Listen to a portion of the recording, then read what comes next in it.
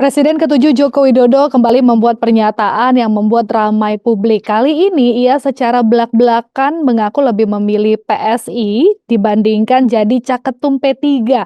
Nah, apakah ini sebenarnya hanya selingan, bercandaan, atau justru sinyal kuat bahwa Jokowi ini sedang bersiap untuk mengamankan posisi politiknya? Kita akan bahas bersama dengan Adi Prayitno, Direktur Eksekutif Parameter Politik Indonesia. Selamat siang, Mas Adi. Selamat siang, Regina. Mas Adi melihat statement dari Jokowi ini sendiri, Mas Adi ngelihatnya hanya bercanda atau kalau memang ini sebenarnya ia memperkuat sinyal bahwa dia akan ke PSI jadi ketum? Ya, saya kira pertama ini untuk mengamputasi spekulasi liar bahwa Jokowi menolak secara tegas dikaitkan dengan soal kemungkinannya untuk menjadi ketua umum P3. Faktornya dua hal. Pertama, sepertinya Jokowi tidak mau terjebak pada semacam konflik internal di P3, karena di P3 itu kan sebenarnya masih ada yang menginginkan yang jadi ketua umum adalah kader mereka, tapi ada juga yang mengusulkan supaya pihak eksternal seperti Jokowi, kemudian Dudung, ada Amran, Gus Ipul untuk menjadi ketua umum. Sepertinya Pak Jokowi tidak mau terlalu jauh terlibat dalam pro kontra di internal P3. Nah, yang kedua, kalau mau jujur sebenarnya secara prinsip memang kalau kita bicara tentang DNA politik Jokowi setelah tak lagi bersama dengan PDIP, memang lebih identik dengan PSI. Mari kita cek satu persatu. Kalau kita membaca argumen-argumen survei, saya kira memang basis konstituen PSI itu memang tegak lurus selalu bersama dengan Jokowi. Jadi sejak BSI itu berdiri sampai detik ini, secara mayoritas basis pemilih PSI adalah mereka yang terkonfirmasi sebagai pendukung loyal Jokowi. Nah, yang kedua secara prinsip, gestur tubuh, gerak-gerik, dan bahkan narasi-narasi politik dari PSI hingga saat ini adalah mereka yang kemudian menjadikan Jokowi sebagai kiblat politik mereka.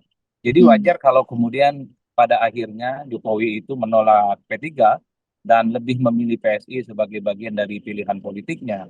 Meski pada saat yang bersamaan kita tahu bahwa Jokowi secara formal belum misalnya menjadi kader PSI, belum secara formal mendaftarkan diri sebagai salah satu calon ketua umum PSI. Tapi overall sebenarnya Jokowi ingin menegaskan kalau bicara tentang partai politik setelah tak lagi jadi presiden, setelah pisah kongsi dengan PDIP, Jokowi lebih happy, punya chemistry yang cukup solid, lebih bersama dengan PSI dibandingkan dengan yang lainnya. Kalau mau ditambahkan sebenarnya argumen yang ketiga, kenapa PSI lebih ke kenapa Jokowi lebih ke PSI dan menolak P3? Saya kira memang basis konstituen P3 itu menolak Jokowi. P3 itu kader-kader di bawah adalah mereka yang terkonfirmasi dalam Pilpres lebih memilih Anies Baswedan dibandingkan dengan Gibran misalnya, atau lebih bersama dengan Jokowi. Wajar kalau in the end Jokowi menyatakan bahwa tidak mau dengan PSI dan lebih ingin bersama dengan PSI. Saya kira di situ. Artinya memang kalau kita lihat dari spektrum politiknya juga memang Jokowi ini lebih cocok di PSI dibandingkan dengan P3 gitu ya Mas Adi dari apa yang disampaikan oleh Mas Adi tadi ya? Ya, saya kira memang chemistry DNA politik Jokowi Mhm. adalah identik dan 11-12 dengan PSI. Hmm. Dibandingkan dengan P3 yang saya kira secara basis konstituen memang berbeda secara diametral dengan P3. Wajar kalau kemudian in the end sangat kelihatan sekali gestur tubuh politik Jokowi lebih ingin membersamai PSI sebagai bagian dari kepentingan politik Jokowi di masa-masa yang akan datang. Meski secara formal Jokowi belum resmi menjadi PSI, tapi apalah artinya sebuah formalitas kalau gerak-gerik, tingkah pola, dan Mhm. narasi-narasi politik PSI itu memang kiblatnya hanya kepada Jokowi dan bukan kepada siapapun. Dan bahkan belakangan ini setelah Jokowi tidak bersama dengan PDIP, satu-satunya partai politik yang paling depan mendukung Jokowi, pasang badan untuk Jokowi, ketika Jokowi diserang secara membabi buta, apapun isunya, adalah kader-kader PSI dan elit PSI yang selalu jadi garda terdepan untuk melindungi dan memberikan pembelaan yang cukup luar biasa kepada Jokowi. Saya kira di situ konteksnya. Tapi kalau Mas Adi ngelihat kondisi politik kita saat ini, apakah ini saat yang tepat Mas Adi untuk ngelihatnya bahwa Jokowi untuk menjadi ketum PSI?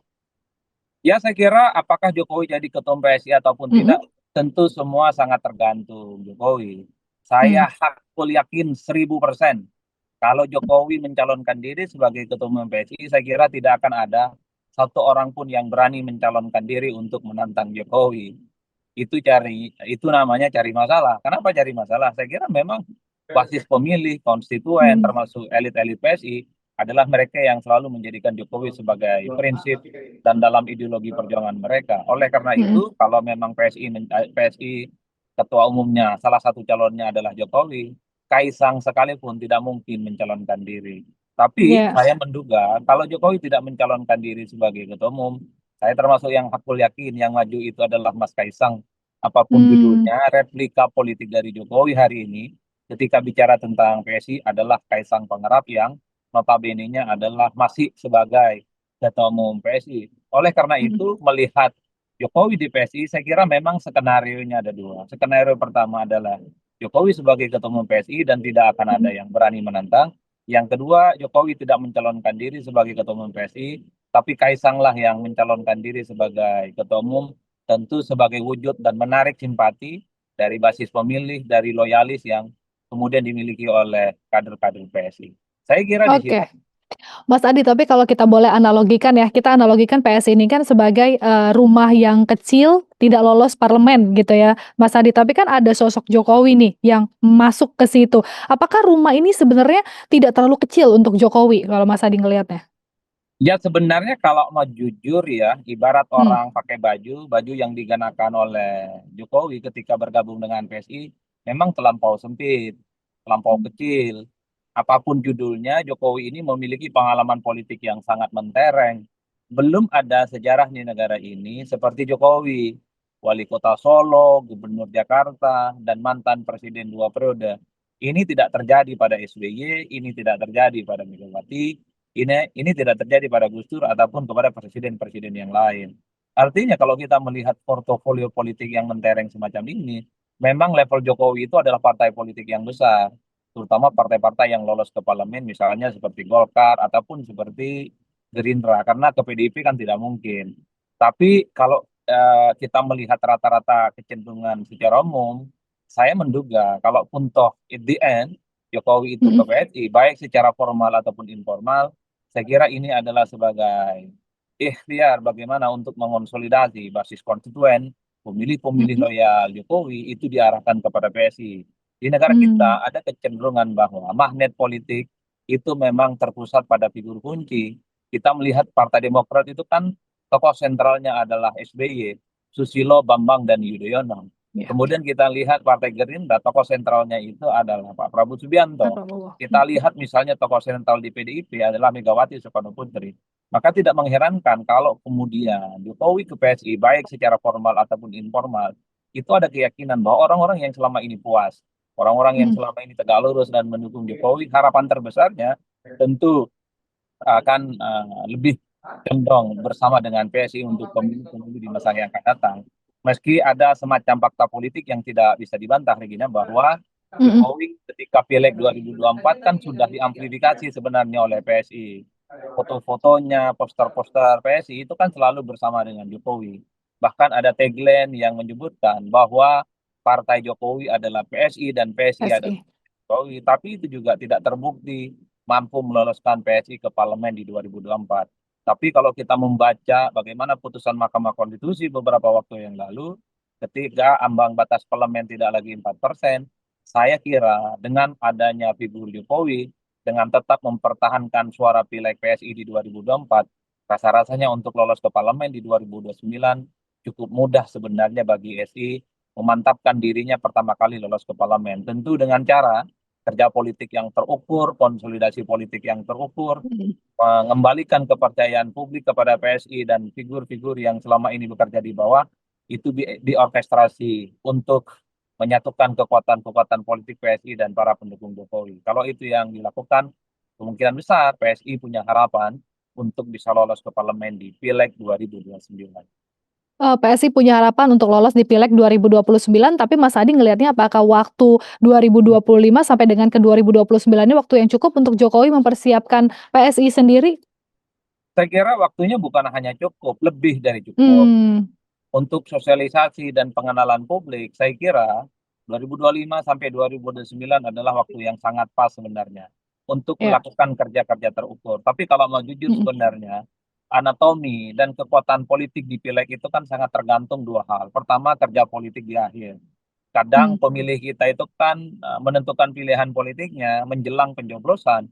Percuma kerja 4 tahun kalau in the end pada akhirnya mereka kalah start misalnya, kalah strategi dengan partai-partai yang lain. Boleh kerja politik dilakukan mulai saat ini, tapi jangan lupa sebulan, 2 minggu sebelum pencoblosan, basis konstituen dan pemilih mereka harus dijaga supaya Hmm, tidak pindah ke partai yang lain. Tapi yang kedua, kalau mau jujur, kekuatan politik di pileg yang dimiliki oleh setiap partai itu ujung tombaknya adalah kerja-kerja caleg yang ada di bawah, baik hmm, caleg kabupaten, provinsi, kabupaten dan tingkat pusat.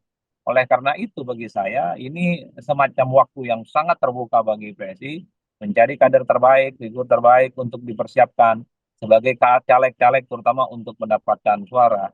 Karena bicara pileg tentu agak berbeda dengan pilpres. Pileg ya. itu adalah kerja politik para calegnya, meyakinkan pemilih memilih PSI dan kader-kader yang kemudian bertarung di pileg.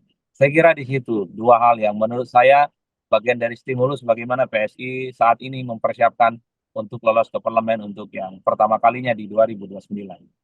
Oke, Mas Hadi, tapi kan kalau kita ngomongin soal PSI yang kita lihat adalah memang PSI ini kan vibes-nya adalah, partai anak muda gitu ya, Mas Hadi. Nah, kalau, Jokowi yang menjadi ketumnya, apakah ini akan merubah vibes-nya PSI atau justru lebih ke arah yang menguntungkan PSI? Sebenarnya muda ataupun tidak anak muda, saya Mmm, kira ini kan relatif ya. Karena mmm, kalau kita mau jujur sebenarnya partai politik yang lain juga mengamplifikasi sebagai partai politik yang muda. Sebut saja Partai iya, Amanat Nasional. mmm, Bahkan ya, PAN itu menurut saya partai yang sangat muda dan bahkan sangat kelihatan sekali menonjolkan para public figure muda, ganteng, cantik dan yang paling penting adalah artis.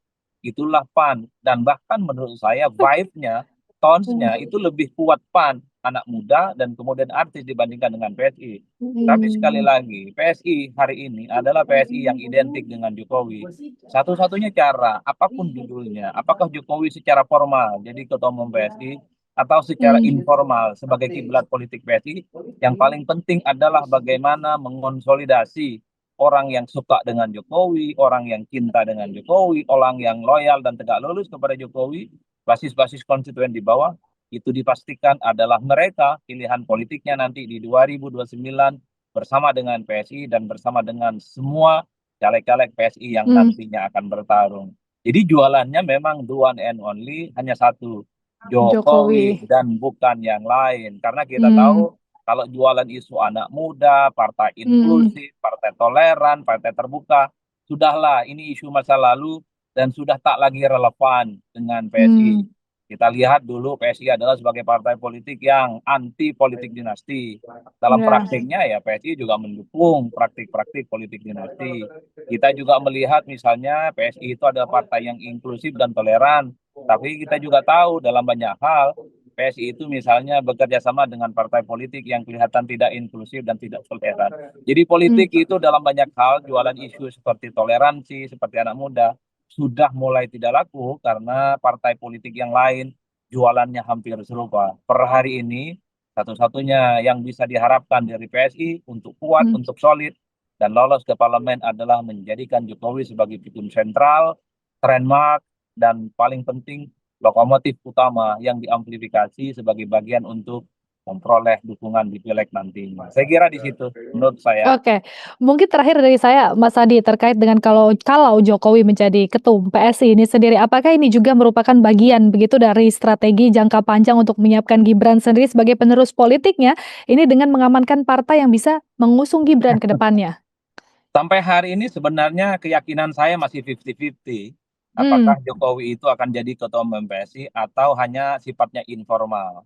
Kenapa mmm, 50-50? Karena itu tadi, saya melihat PSI terlampau kecil sebenarnya untuk Jokowi untuk menjadi ketua umum. Maka opsi yang kedua adalah Jokowi tidak jadi ketua umum, tapi terus misalnya sebagai veto player yang mengarahkan bagaimana seluruh kebijakan politik PSI itu sesuai dengan arahan, sesuai dengan mandat dan fatsun politik yang diarahkan oleh Jokowi. mhm, Jadi itu yang pertama. Nah, yang kedua, memang secara politik ya, bagi saya tak ada cerita ke depan bahwa sebenarnya Jokowi itu harus satu misalnya mampu mengendalikan ataupun mengarahkan satu partai politik untuk bicara tentang panggung-panggung politik di masa yang akan datang. Saya kira ini bukan hanya soal Jokowi yang saya kira sudah selesai karena sudah tak ada panggung lagi buat Jokowi untuk mencalonkan diri ya sebagai mhm. presiden ataupun yang lain.